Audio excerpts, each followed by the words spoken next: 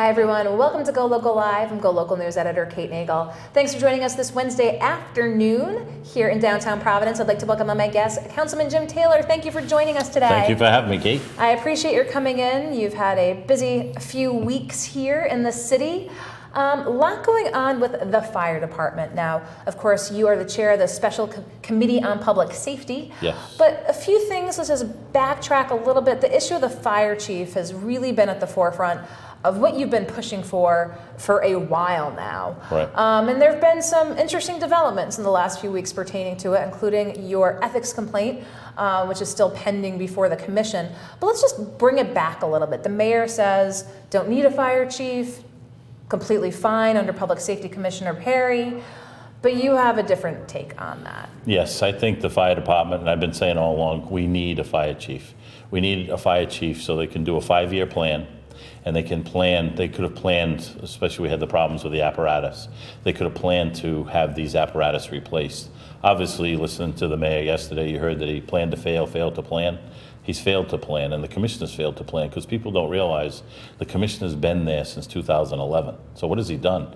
We bought 2 trucks, an engine and a ladder in the last 6 years. An engine, that's it. So we need to replace the trucks, and it's all about public safety. It's about public safety for the firemen, and it's about public safety for the citizens. We're the biggest department in New England, and we don't have a fire chief for 5 years.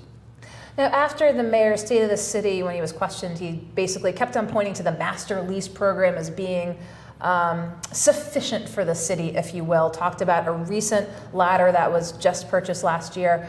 But clearly you say the master lease program is not meeting the needs of the city.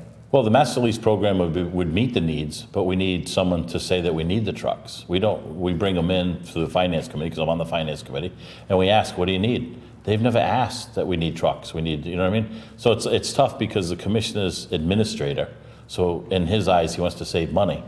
But in the safety eyes, we need to get the trucks replaced. And let's talk a little bit, you have an ethics complaint as it pertains to the commissioner. Now, you shared some documents that were contained there in it. A letter that he sent to Council President Matos. Yes, he sent a letter to Council President Matos in November, and stating that, because backing up a little bit, the city council, the mayor gave him a $40,000 raise. The city council said you have a salary review, it's at $125,000. You can't get $165,000. So we reduced the $40,000. So in this letter, and also another complaint is really should be the mayor is actually now paying the $40,000 out of the chief's pay.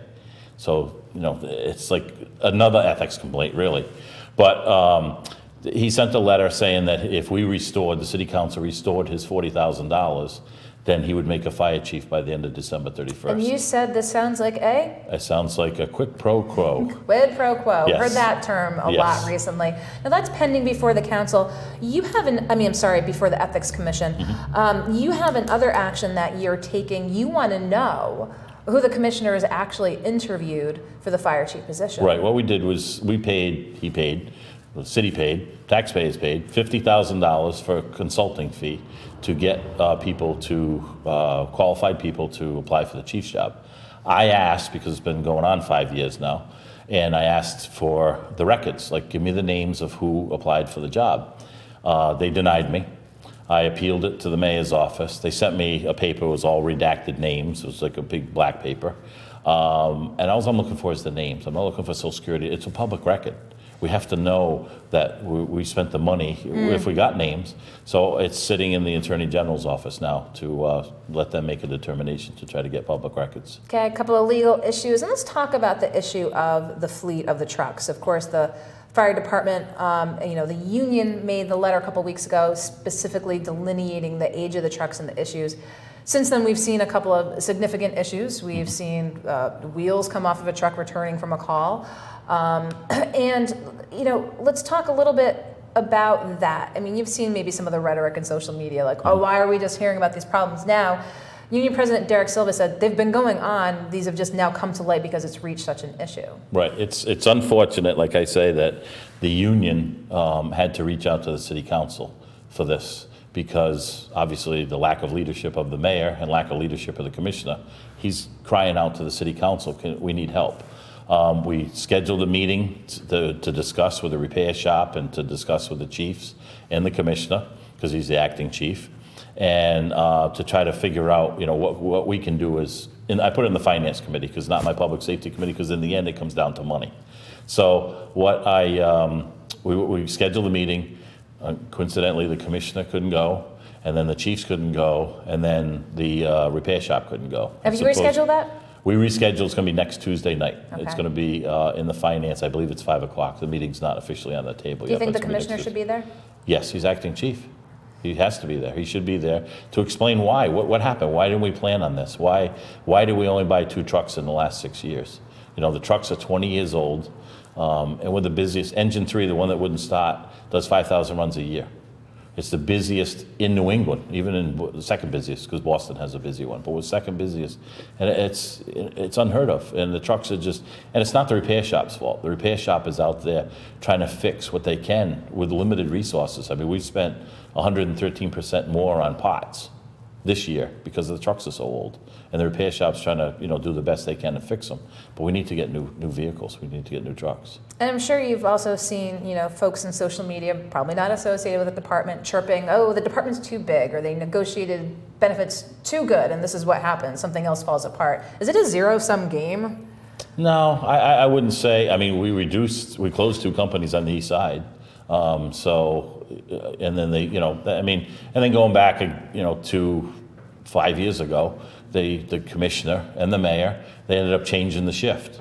And that cost the taxpayers $5 to $6 million by that because they broke the contract. So when it's all basically a lack of leadership as far as the mayor and the commissioner. The mayor goes and says, that the callback is down. The commissioner's doing a great job. The callback's down. I checked with the internal auditor yesterday. We're $2.4 million over callback right now. We still have 4 months to go. So we're looking at a $5 million. Do we know what we budgeted for callback for the year? $5 million. So we're at 7.4 right now. So by the time we're done, we're probably going to be around $9 million. Okay. So, because when he said the numbers, I didn't, I wanted to check with the internal auditor, and that's what she said. But it's a shame. It's all about public safety. I mean, imagine if someone got hit by that tire that came off the other day. We're talking about bike lanes. We spend all this money on bike lanes, and we can't look at buying fire trucks. So with all the issues that are pending, of course, obviously the call from the union to have better equipment, you were going to have that public safety meeting next week, as you said. Do you have a sense from them, obviously, what the most dire need is at this juncture? You talk about the aging fleet, which trucks are the oldest, but, what's the goal from the fire department to say, okay, in an ideal world, we need X, Y, and Z? Right. Well, the ideal world, we'll get a fire chief, and then that person can plan that. Okay, so that's the chicken and the egg. That's right. Okay. But that's but we need to. They did order 2 fire trucks. It's in the master lease this year, and a special hazards truck. But they won't be in for 8 or 9 months. So they're going to replace the 2, engine 3 and engine 10, I believe, in the special hazards. I don't know why they did special hazards because it's a 2004. We have ladder trucks that are 1999. They should have replaced that instead of special hazards. And you say a fire chief would have a better would have a better grasp because that's what they're trained to do. They're trained to do a 5-year plan for the fire department, and they're also trained to replace these fire trucks. You can't wait. Some of the trucks are 20 years old, and they're doing, like I said, 5,000 runs. That's 100,000 runs a year for 20 years. We can't do that. And what happens is when you replace them all, now we're becoming the same thing 20 years later because they're all the same age. Where if you kept staggering and buying the trucks, when you get a car, you don't try. Eventually, it costs so much for parts. You guys say, I got to buy a new car. You know what I mean? Enough. Right. So that's what, and that's what, it's a lack of leadership. And I've been saying it all along that we need a fire chief. I don't know why I can't get the public records. I don't know why 2 chiefs that applied for the job, one of them's a Warwick fire chief now, one of them's a West Warwick, but they weren't qualified for Providence. So then you have the commissioner who's doing the interviews. What's he know about fire department? He's a state trooper. If we were hiring for a police chief, then I'd say yes, but a fire chief, no.